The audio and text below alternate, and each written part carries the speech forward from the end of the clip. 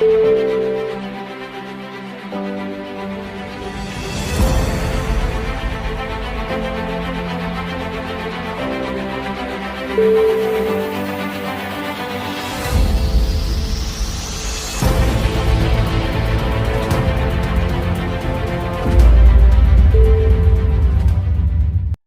యేసుక్రీస్తు నామంలో మీ అందరికీ వందనాలు. దేవుడిచ్చిన మహాకృపను బట్టి మీ అందరినీ కలుసుకోవడం చాలా సంతోషంగా ఉంది. మరి ఈ సమయంలో మన బైబిల్లో నుండి మరి రెండో భాగం, మరి లాస్ట్ టైం మీరు చూసినట్టయితే మరి అపనమ్మకమైన కుమారుడు గురించి మాట్లాడడం జరిగింది. దాని గురించి తర్వాయి భాగము నేను ఇప్పుడు మాట్లాడబోతున్నా. మరి ఆదికాండం 16వ అధ్యాయము 1వ వచనం నుంచి 4వ వచనం వరకు చదువు. అబ్రాహాము భార్య అయిన శారాయి అతనికి పిల్లలు కనలేదు. ఆమెకి హాగారు అను ఐగుప్తురాలైన దాసి ఉండెను. కాగా శారాయి, ఇదిగో నేను పిల్లల్ని కనకుండా యెహోవా చేసి ఉన్నాడు. నీవు దయచేసి నా దాసుతో పోము. ఒకవేళ ఆమె వలన నాకు సంతానము కలగవచ్చునని అబ్రహాముతో చెప్పెను. అబ్రహాము శారాయి మాట వినెను. కాబట్టి అబ్రహాము కానాను దేశములో 10 ఏళ్ళు కాపురమును తర్వాత అబ్రహాము భార్య అయిన శారాయి తన దాసి అయిన హాగారును ఐగుప్తురాలైన తీసుకొని తన పెనిమిటైన అబ్రహామునకు భార్యగా ఉండునట్లు అతనికి ఇచ్చెను. అతడు హాగారుతో పోయినప్పుడు అది గర్భవతి ఆయన. అది తన గర్భవతి నైతినని తెలుసుకున్నప్పుడు దాని యజమానురాలు దాని దృష్టికి నీచమైన. ఈరోజు మరి అపనమ్మిక హృదయము అనేది ఎలా మన హృదయంలో పుడుతుంది? నిజంగా చాలామంది ఈ అపనమ్మిక హృదయం అనేటిది చాలా తేలిగ్గా తీసుకుంటారు. కానీ మీరు తెలుసుకోవాలండి, చీకటి అనేటిది ఎక్కడుంటుందంటే వెలుగు లేని చోటు మాత్రమే చీకటి ఉంటుంది. వెలుగున్న చోట చీకటి ఉండదు, చీకటి ఉన్న చోట వెలుగు ఉండదు. మన హృదయంలో అపనమ్మిక హృదయం ఉందంటే దాని అర్థము మన దగ్గర వెలుగు లేనట్టు. మరి ఇక్కడ ఈరోజు సారాయి ఎలాంటి హృదయముతో హాగార్ని, ఐగుప్తురాలైన హాగార్ని అబ్రహాముకి తన దాసురాలు తనని భార్యగా ఇవ్వని కారణం ఏంటి? నిజంగా చూస్తే తన హృదయములో దేవుడు మాట పట్ల అపనమ్మిక హృదయం కలిగి, ఒకవేళ తన హృదయంలో 1% అయినా దేవుడు వాక్యం మీద నమ్మకం కలిగి ఉన్నట్టయితే తను మరొక స్త్రీని తన భర్తకి నిజంగా ఇవ్వడం అనేటిది అసాధ్యం. ఎందుకంటే మీరు ఆలోచిస్తే సారాయి ఎలాంటి హృదయముతో హాగారుని అబ్రహాంకి ఇవ్వడం జరిగింది? భార్యగా ఇవ్వనికి కారణం ఏంటో చూస్తే తన దాసురైన ఐగుప్తురాలో మరి యవనంగా చూడనికి ఎంతో చక్కగా ఉన్న స్త్రీ, మరి దేవుడు ఒక వాగ్దానము నెరవేర్చనికి సారాయి ద్వారా జరగట్లేదు. ఎందుకంటే చాలాసార్లు సారాయి అనుకుంది దేవుడు నా ద్వారా పిల్లల్ని ఇస్తాడేమో అని చెప్పి ఇలా తలంచింది. కానీ సారాయి ఎప్పుడు గర్భం ధరించడం చూడలేకపోయింది.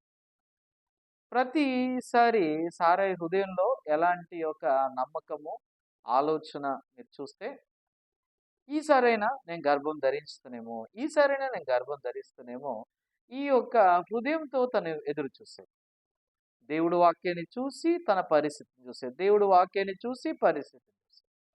అయితే ఇలా సారా నిరంతరంగా తన పరిస్థితిని చూస్తున్నప్పుడు ఒకవైపు అబ్రహాము కూడా చాలాసార్లు అడిగేవారు, సారా ఏదన్నా గుడ్ న్యూస్ ఉందా, ఏదన్నా శుభవర్తమానం ఉందా అడుగుతున్నప్పుడల్లా సరే అబ్రహాంతో లేదు, నా యజమాని లేదు, తప్పకుండా మొదటిగా నీకే తెలియచేస్తాను, నాలో నుంచి ఎలాంటి మార్పు లేదు, ఎలాంటి శుభవార్త లేదు, ఎందుకు లోపం నాలో ఉందా? దేవుడేమో వాగ్దానం ఇచ్చాడు, ఆ వాగ్దానము మరి దేవుడు అబ్రహాము మరి దేవా నీకు ఇవ్వడం జరిగింది ఆ దేవుడు, మరి ఎందుకు నేను పిల్లల్ని కలిగి లేనందుకు కారణం ఏంటి? నిరంతరంగా సారా ఆ పరిస్థితిని చూసి తనని చూసింది, పరిస్థితిని చూసి తనని చూసింది. చూసి ఇంకా సారా ఆలోచించింది. బహుశా దేవుడు నా ద్వారా మరి పిల్లల్ని కనకుండా చేశాడేమో! బహుశా నా ఇంటిలో ఉన్న దాసురాలైన ఒక దాసురాలు, ఐగుప్తురాలు హాగారు, తను చూస్తే చాలా యవ్వనంగా, బలంగా ఉంది. మరి బహుశా ఇలా దేవుడు అబ్రహాము నాకు సంతానం ఇవ్వాలనుకుంటుండేమో అని తలంచి, ఏ స్త్రీ ఇష్టపడదండి తన భర్తని వేరే స్త్రీకి ఇవ్వడం. అలాంటిది సారా హృదయంలో ఎంతో ఆలోచించి వాగ్దానం నెరవేర్చనికి, ఏమండి, ఇంకా చెప్పాలంటే సారయి హృదయములో ఒక కుమారుణ్ణి కలిగి ఉండడం అనేది ఒక డ్రీమ్. నిజంగా ఆ ఒక ఉద్దేశంతో ఎంతో ఆలోచించి, ఆలోచించి అబ్రహాం దగ్గరికి ప్రపోజల్ తీసుకొచ్చింది. అబ్రహాము ఎప్పుడైతే ప్రపోజల్ విన్నప్పుడు ఇది ఎలా ఉంది? ఆ! ఎలా తెలియజేస్తుండొచ్చు? ఎవరు తన భర్తని ఇంకో స్త్రీతో షేర్ చేయాలనుకుంటారు? మీరు షేర్ చేయాలనుకుంటారా? అసలు ఎవరైనా అలాంటి హృదయం కలిగి ఉండగలుగుతారా? కానీ ఇక్కడ మీరు చూడండి, అబ్రహాంని హాగర్‌కి నిజంగా ఇవ్వడం జరుగుతుంది. ఎప్పుడైతే హాగార్‌తో మాట్లాడుతున్నప్పుడు హాగార్ కూడా దేవుడు ఒక వాగ్దానం నెరవేర్చనీకి నేను నా భర్తని, నా పెనివిటిని నీకు ఇవ్వడం జరుగుతుంది.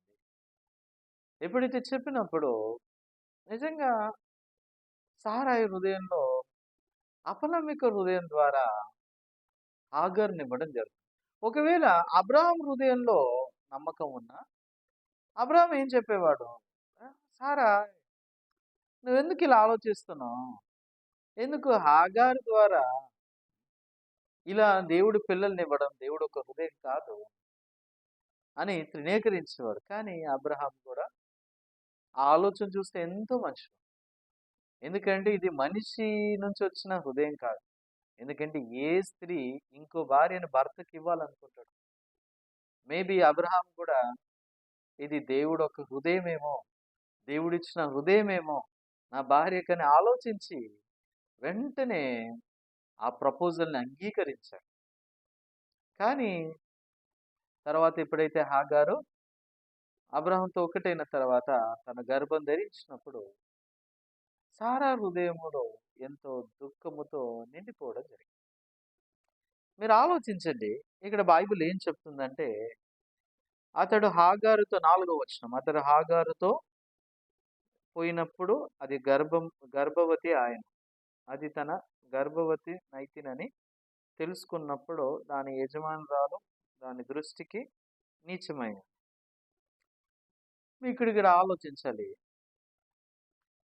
నిజంగా ఎప్పుడైతే సారాయ్ దేవుడు పిల్లల్ని కనకుండా చేశాడని చెప్తాం.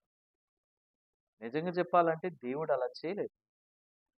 కానీ సారా హృదయంలో అపనమ్మిక హృదయము, ఈ అపనమ్మిక హృదయం ద్వారా ఇలాంటి ఒక ఆలోచన కలిగి ఉంది. చాలా మంది వాళ్ళ హృదయంలో అపనమ్మిక హృదయం ఉన్నప్పుడు ఈ అపనమ్మిక హృదయం ద్వారా వచ్చే ఫలం ఏంటంటే ఇస్మాయేలు. అపనమ్మిక హృదయం ద్వారా వచ్చే ఫలమే ఇస్మాయిల్. అంటే మనిషి పద్ధతుల ద్వారా పుట్టే కుమారుడే ఇస్మాయిల్. నిజంగా మనం దేవుడి ముందట ఆలోచిస్తే దేవుడు ఒక హృదయం అయితే 1% కూడా కాదు. దేవుడు వాగ్దానం ప్రకారము అబ్రహాం సారాయికి కుమారుని ఇవ్వాలనుకున్నాడు. కానీ సారాయ్ మోసపోతున్నాడు. సాతాను పరిస్థితిని చూపించి, చూడు నీ పరిస్థితిని చూడు, ఇంకా నీకు పిల్లలు లేరు, ఇంకా ఎప్పుడు నువ్వు పిల్లల్ని కలిగి ఉండగలుగుతావు? దేవుడేమో అనేక జనులకు తండ్రిగా చేశాడని చెప్తున్నాడు. మరి నిజంగా దేవుడు అబ్రహాన్ని అనేక జనులకు తండ్రి చేశాడంటే వారసుడు పుట్టాలి కదా. మేబీ సమస్య సారా నీలో ఉంది. నీది సమస్య. దేవుడు నిన్ను పిల్లల్ని కనకుండా చేశాడేమో. దేవుడు సారాయిని పిల్లల్ని కనకుండా చేశాడా? అనేక జనులకు తల్లిగా చేశాడా? మీరెవరి స్వరం విని దేవుడు పిల్లలు కనకుండా చేశాడని సారాయి నిర్ధారణకు వచ్చింది? మీరు కూడా ఎవరి స్వరం విని మీరు చెప్తున్నారు? నేను పాపిని, నేను పాపిని, నేను నీతిమంతుడిని కాదు, నేను పరిశుద్ధిని కాదు, నేను పాపిని. మీకోసము దేవుడు యేసుక్రీస్తు రక్తమును ఆయన శరీరాన్ని అర్పించినాక కూడా మీరింకా పాపులని ఎవరి నుంచి స్వరం వింటున్నారు? మీ మనస్సాక్షి మీకు ఈ స్వరం ఇస్తుందా? మీ మనస్సాక్షి స్వరం పరిశుద్ధాత్మ స్వరం అనుకుంటున్నారా? అయ్యో! దేవుడు వాక్యము నుంచి వస్తున్న స్వరం మాత్రమే దేవుడి స్వరం. వాక్యము నుండి వచ్చేది ఏదైనా దేవుడి నుంచి వచ్చింది కాదండి. మీ మనస్సాక్షి కూడా బైబిల్ ఏమంటుందంటే హృదయం అన్నిటికంటే మోసకరమైంది, అది ఘోరమైన వ్యాధి కలది, దాన్ని గ్రహింపగలవాడు ఎవరు?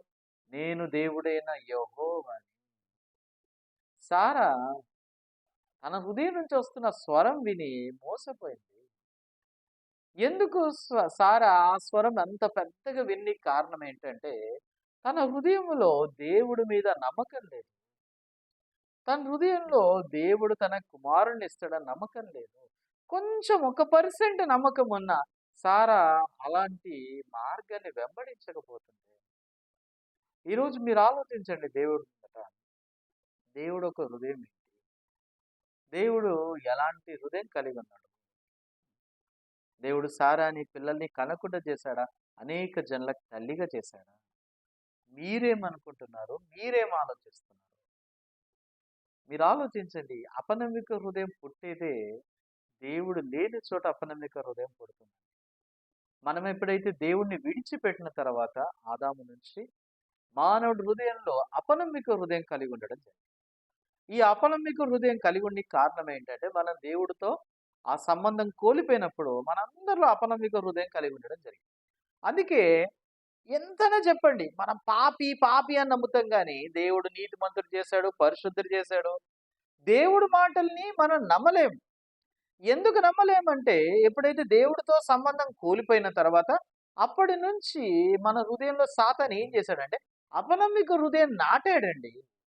ఈ అపనమ్మిక హృదయంతో మనం జీవించడం ప్రారంభించాం. ఈ అపనమ్మిక హృదయంతో మనం పెరిగి పెద్ద అవడం ప్రారంభించాం.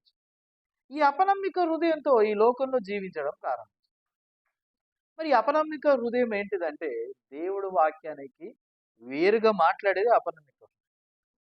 పరిస్థితి చూపిస్తూ మాట్లాడుతుంటుంది, వాక్యానికి వేరుగా మనం చూపించి మాట్లాడుతుంటుంది. ఈ అపనమ్మిక హృదయం చేసే పని దేవుడెప్పుడు మనకు ఒకే ఒకటి సూచక్రియ, ఇదేంటంటే వాక్యము. వాక్యము ఏమి చెప్పుచున్నది? దేవుడు వాక్యం ఏమి చెప్పుచున్నది? ఇంకా చెప్పాలంటే what does the scripture says? దేవుడు వాక్యము ఏమి చెప్పుచున్నది? దేవుడు వాక్యము ఏమి చెప్పుచున్నది? దేవుడు ఎప్పుడు వాక్యం ఏం చెప్తుందో మాట్లాడుతున్నాడు. వాక్యం ఏం చెప్తుందో మాట్లాడుతున్నాడు. సాతాను ఎప్పుడు మీ పరిస్థితిని చూపిస్తుంది, వాక్యానికి వేరుగా మీ యొక్క స్వరూపాన్ని చూపిస్తూ మోసగిస్తుంది. నిజంగా మీరు ఆలోచించండి. దేవుడు ఎప్పుడైతే పేతుర్ని మనుషులు పట్టే జాలరుగా దేవుడు ఏర్పాటు చేసుకున్నాడు, కానీ పేతురు ఆయన చేపలు పట్టే జాలరు. అంటే తన జాలర్లో అంటే తన నెట్లో ఏం పడితే అన్ని చేపలు పడతాయి, కానీ ఆ వ్యక్తి జీవితంలో దేవుడు చిత్తం కలిగి ఉన్నాడు. పేతురా, నేను నిన్ను మనుషులు పట్టే జాలరుగా చేస్తాను. ఈ పని ఎవరు చేస్తా అన్నారు? దేవుడు చేస్తాను. కానీ ఎవరు ప్రయత్నించారు మనుషులు పట్టే జాలరుగా పనికి? పేతురు ప్రయత్నించాడు. పేతురు ప్రయత్నించి ప్రయత్నించి ప్రయత్నించి ప్రయత్నించి మనుషులు పట్టే జాలరుగా అవ్వగలిగాడా? పేతురు ఎంత ప్రయత్నించినా అతని వలలో ఒక్క చాప దొరకనట్టు ఒక మానవుడు కూడా పేతురు ఒక బోధ ద్వారా రక్షించబడలే. మరి దేవుడేమో పేతుర్ని మనుషులు బట్టే జాలరుగా అవుతాడు. అంటే పేతురు బోధించడం ద్వారా, పేతురు సువార్త ప్రకటించడం ద్వారా అనేక మంది సహోదరులు అతని వలలో పడడం జరుగుతుంది. అంటే ఆయన ఒక ప్రీచింగ్ లో, ఆయన సర్మన్లో చాలా మంది రక్షించబడడం జరుగుతుంది. అలా మీరు ఎప్పుడు జరిగిందో చూస్తే అపోస్తుల కార్యంలో పేతురు ద్వారా దేవుడు పనిచేయడం చూడొచ్చు. అపోస్తుల కార్యంలో పేతురు ద్వారా దేవుడు పనిచేయడం చూడొచ్చు. దాని ముందు మీరు చూస్తే యోహాను సువార్త 21వ అధ్యాయంలో పేతురు మరలా తన వృత్తికి వెళ్ళిపోయాడు. ఏ హృదయంతో తన వృత్తికి వెళ్ళిపోయాడు? అంతా అయిపోయింది. దేవుడు నన్ను ఇంకా మనుషులు పట్టే జాలరుగా చెయ్యడేమో అని చెప్పి మరలా తన వృత్తికి వెళ్ళిపోయాడు. నిజంగా మీరు ఆలోచించండి. పేతురు పరిస్థితి ప్రకారం చూశాడు. మనుషులు పట్టే జాలరు కాబట్టి. యేసయ్య చనిపోయాడు. తను అనుకునే విధంగా ఏది లేదు. తన ఆలోచన వేరుగా జరిగాయి. రైట్. మరి నిజంగా చూస్తే పేతురు ఇంకా అసాధ్యమైన మనుషులు పట్టే జాలరు కావడం. యేసయ్య ఉన్నప్పుడు ఎంత బోధించినా ఒకరు కూడా రక్షించబడలే. ఇప్పుడు యేసయ్య చనిపోయిన తర్వాత ఇంకెలా రక్షించబడతారు? నా ద్వారా దేవుడు పనిచేస్తాడనే నమ్మకం ఎక్కడిది? ఆ నమ్మకం లేదు కాబట్టి చేపలు పట్టనీకి మరలా వెళ్ళాడు. ఆ సమయంలో మరలా యేసుక్రీస్తు వచ్చి పేతురుతో సంభాషణ చేస్తాడు. పేతురు, నా గొర్రెల్ని కాపుకాయని చెప్పాడు. అప్పుడు పేతురు యేసు మాటల్ని అంగీకరించాడు. నిజంగా మీరు ఆలోచించండి. ఈరోజు పేతురులాగా చాలా మంది వారిని నమ్ముకుంటున్నారు. వారి హృదయంని చూస్తున్నారు. వారి పరిస్థితిని చూసి మేబీ దేవుడు నన్ను ఏర్పాటు చేసుకోలేదేమో, మేబీ నేను నీతిమంతుడు కాదేమో, మేబీ నేను పరిశుద్ధిని కాదేమో అని వారి దృష్టి ప్రకారం చూసి వారు నిర్ధారణకు వస్తున్నారు. ఏమండి, మీరు సారాలాగా మీరు కూడా ఆలోచిస్తుండ్రా ఈరోజు? అయితే మీరెంతో తప్పుగా ఆలోచిస్తున్నారు. వాస్తవం చెప్పాలంటే దేవుడు సారాని అనేక జనులకు తల్లిగా చేశాడు. దేవుడు పేతుర్ని మనుషులు పట్టి జాలరుగా చేశాడు. అందుకే మన అపోస్తుల కార్యం 2వ అధ్యాయం 3వ అధ్యాయం చూస్తే పేతురు ద్వారా అనేక మంది రక్షించబడ్డము. ఆ దేవాలయం దగ్గర మీరు చూస్తే అనేక మంది ప్రభుని రక్షకుడిగా అంగీకరించడం మనం చూడొచ్చు. పేతురు ద్వారా గొప్ప మార్పు. అనేకులు ప్రభు అన్న యేసుక్రీస్తు రక్షకుడిని యజమానిగా వారి హృదయాన్ని అంగీకరించడం చూడొచ్చు. ఆ పేతురు ద్వారా చాలా మంది రక్షించబడ్డారు. పేతురు ద్వారా అనేకులు రక్షించబడ్డారు. ఇది దేవుడు చేస్తున్న పని మాత్రమే. ఆమేన్. మీ జీవితంలో కొంచెం దేవుడి మీద నమ్మకం ఉన్నట్టయితే అపనమ్మిక హృదయం నివసించనికి స్థలం ఉండదు. ఈరోజు చాలా మంది అపనమ్మిక హృదయం కలిగి ఉండి దేవుడు పని చేయాలని ఆశిస్తున్నారు.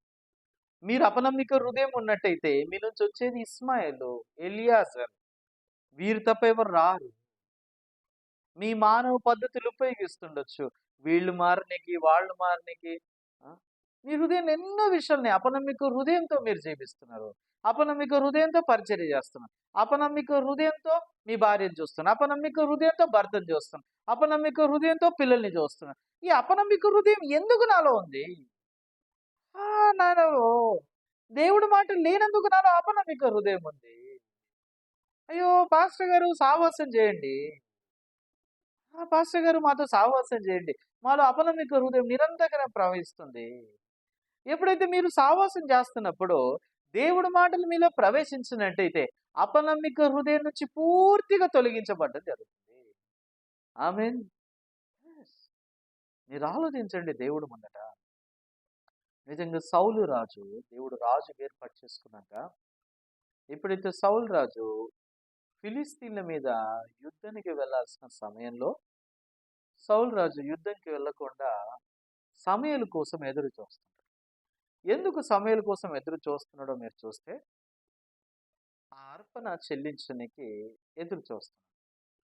అయితే సమయలు రానికి ఆలస్యం అవుతుంది. ఇంకోవైపు ఫిలిస్తీన్లందరూ ఇస్కరేణి వలె ప్రజలు కూడుకొని గుర్రము, రథము అందరూ ఉండి అందరూ వారు పోట్లానికి సిద్ధంగా ఉన్నారు. ఒకవైపు సౌల్ని వెంబడిస్తున్న వారు ఇజ్రాయెల్ ప్రజలు వారు భయపడి వారు కూడా కొందరు యుద్ధానికి రాలేకపోతున్నారు, పారిపోతున్నారు. మరి ఇక్కడ చూసినట్టయితే ఆ సమయంలో సౌల్ని వెంబడిస్తున్న వాళ్ళు కొద్ది మంది ఉన్నారు. వారు భయపడుతూ వెంబడిస్తున్నారు. కానీ సౌలు హృదయం నమ్మకం లేదు. దేవుడు కాపాడుతాడు, దేవుడు నాకు సహాయం చేస్తాడు, ఈ యుద్ధంలో దేవుడు నాకు విజయాన్ని ఇస్తాడని నమ్మకం లేదు.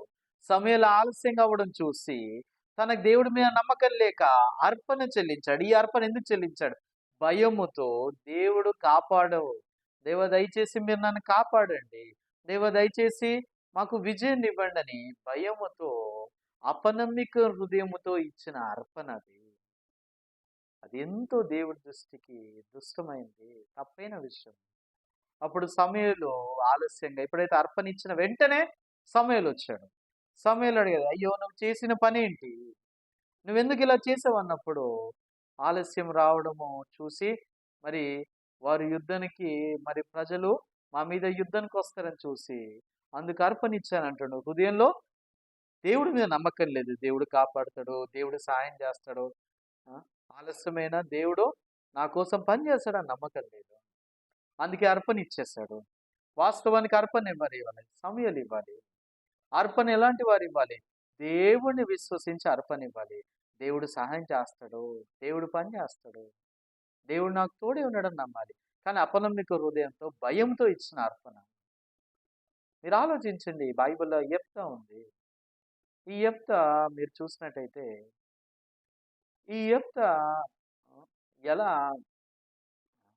తన కూతురుని ఎలా పోగొట్టుకున్నాడో మీరు చూసినట్టయితే చాలా ఆశ్చర్యమైన విషయం అండి. బైబిల్‌లో ఇక్కడ మనం చూస్తే యెఫ్తా ఓ రోజు ఆమోనుతో యుద్ధానికెళ్తాడు. అమోనీయులు. అమోనీయుల మీద యుద్ధంకి వెళ్ళినప్పుడు ఈ యెఫ్తాకి దేవుడి మీద నమ్మకం ఉండదు. అప్పుడు దేవుడితో నిబంధన చేసుకుంటాడు.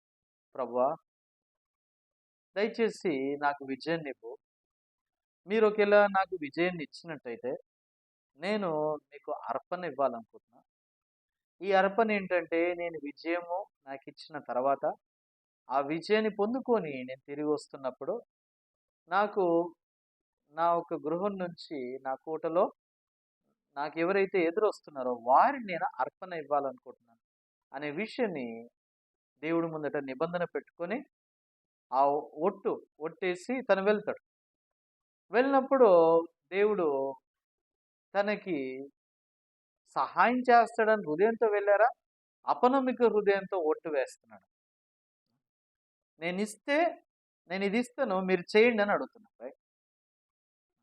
నిజంగా మొదటి నుంచి ఎలాంటి హృదయం ఉంది యెఫ్తాలో?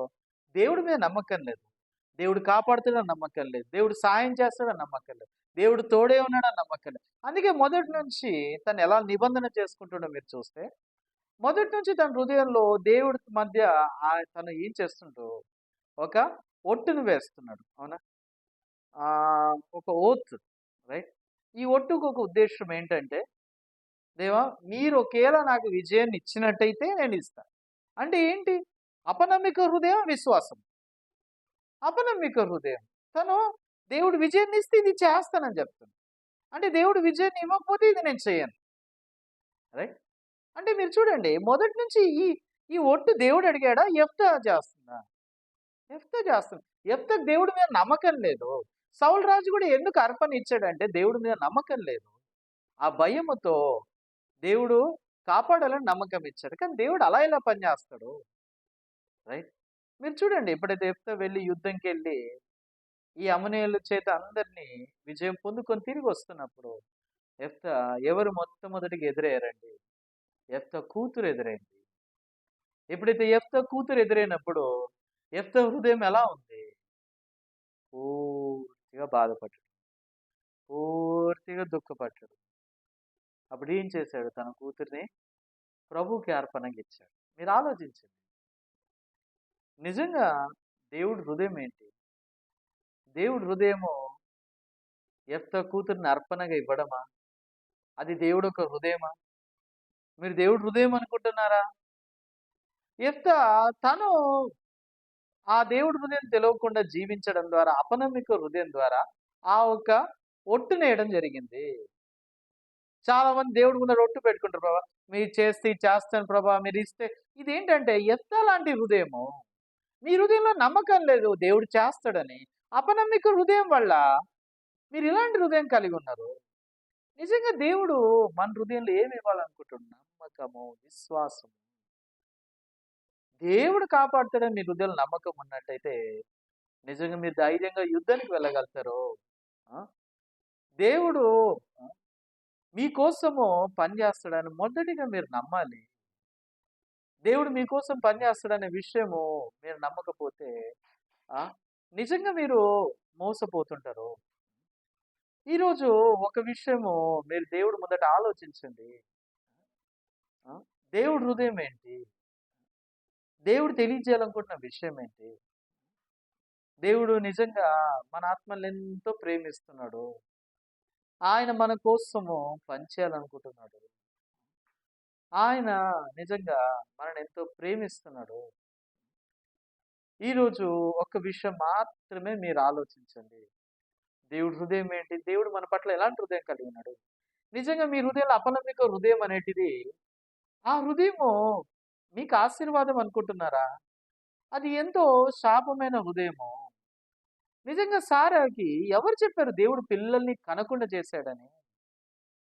సారా తన హృదయం తను నమ్ముకోవడం జరిగింది.